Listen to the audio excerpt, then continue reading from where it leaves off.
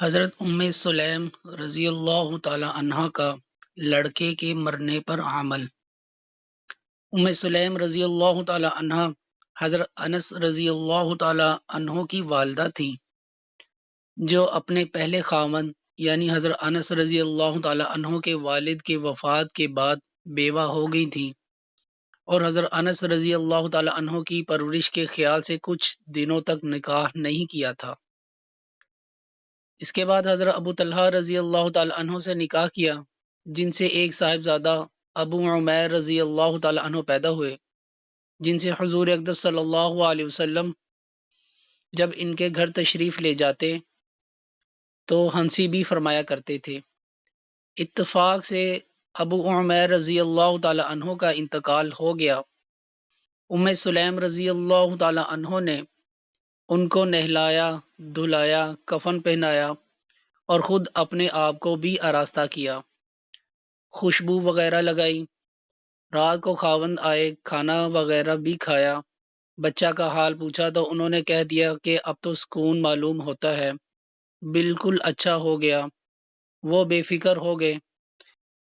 رات کو خاوند نے صحبت بھی کی۔ صبح کو جب وہ اٹھے تو کہنے لگی کہ ایک بات دریافت کرنا تھی، اگر کوئی شخص کسی کو مانگی چیز دے دے پھر وہ اسے واپس لینے لگے تو واپس کر دینا چاہیے یا اسے روک لے واپس نہ کرے؟ وہ کہنے لگے کہ ضرور واپس کر دینا چاہیے، روکنے کا کیا حق ہے؟ مانگی چیز تو واپس کرنا ہی ضروری ہے۔ یہ سن کر سلیم رضی اللہ تعالی عنہ نے کہا کہ تمہارا لڑکا جو اللہ کی امانت تھا وہ اللہ نے لے لیا۔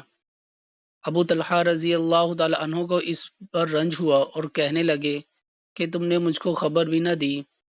صبح کو حضور صلی اللہ علیہ وسلم کی خدمت میں ابو طلحہ رضی اللہ تعالی عنہ نے اس سارے قصہ کو عرض کیا۔ حضور اقدس صلی اللہ علیہ وسلم نے دعا دی اور فرمایا کہ شاید اللہ جل شانہ اس رات میں برکت عطا فرما دے۔ ایک انصاری کہتے ہیں کہ میں نے حضور صلی اللہ علیہ وسلم کی دعا کی برکت دیکھی کہ اس رات کے حمل سے عبداللہ بن ابی طلحہ رحمۃ اللہ علیہ پیدا ہوئے، جن کے 9 بچے ہوئے اور سب نے قرآن شریف پڑھا۔ بڑے صبر اور ہمت کی بات ہے کہ اپنا بچہ مر جائے اور ایسی طرح اس کو برداشت کرے کہ خاوند کو بھی محسوس نہ ہونے دے۔ چونکہ خاوند کا روزہ تھا اس لیے خیال ہوا کہ خبر ہونے پر کھانا بھی مشکل ہوگا۔